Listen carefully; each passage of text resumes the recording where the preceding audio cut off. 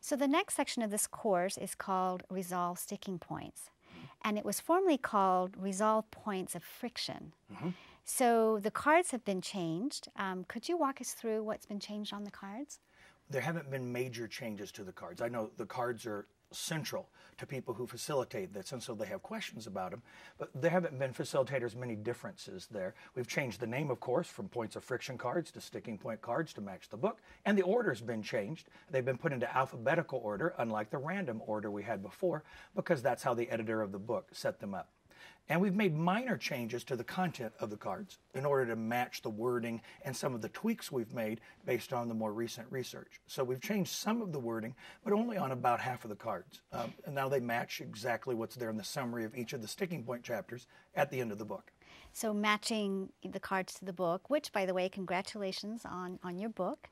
And I wondered if you could tell us how the book will help the facilitators teach and help the participants learn.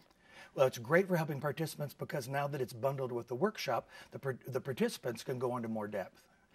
In a couple of places, they can go in more depth on the back of the Sticking Points cards where it talks about the why the generations feel the way they do.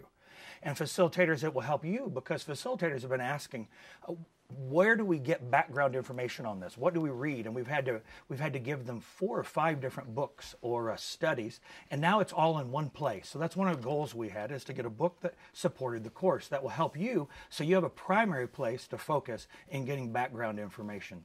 Well, there are a couple of things I think that additionally that'll be helpful.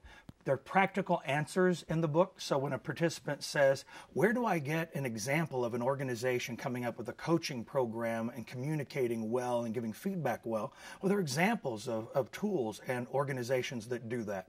And then the 5-step process. We don't cover the 5-step process in the workshop because it's just a half-day workshop and there wouldn't be time. But the 5-step process is core to the book and gives those folks that want a detailed approach, gives them the information and the tools they need. And it's written to be a resource that people keep as a reference on their desk right along with the cards so they can come back to them again and again. So this particular section also has the biggest watch-outs for facilitators. I mean, ironically, the course at this point in time is supposed to show a video that's, humorous, create some fun, and maybe create some chuckles. It's that Q2 lifestyle video. And it's really supposed to show these workers who are so on top of their work that they have time to kick back and turn on the music and start dancing. It's a little salt and pepper. Yeah, and yet it creates kind of a problem for some participants because they start seeing that as a sticking point and a work ethic issue. And I know it wasn't really meant to be debriefed or anything, just something humorous and move on. So what do you suggest there? That's the one place in the workshop that can surprise a facilitator more than any other. Because you're thinking you're showing a humorous video when facilitators, all of a sudden someone pokes their hand in the air and says, whoa, whoa, whoa, let's not move on here. I think that these guys should be finding other work to do. This is a work ethic issue. They're being lazy. They're not treating their organization well because they're getting paid to work, not to dance.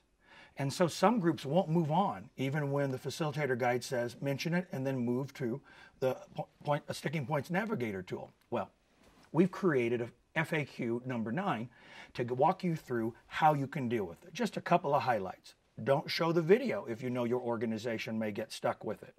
Don't show it, or move it earlier as just a humorous illustration of work ethic and not attach it to the business necessity and generational preference section.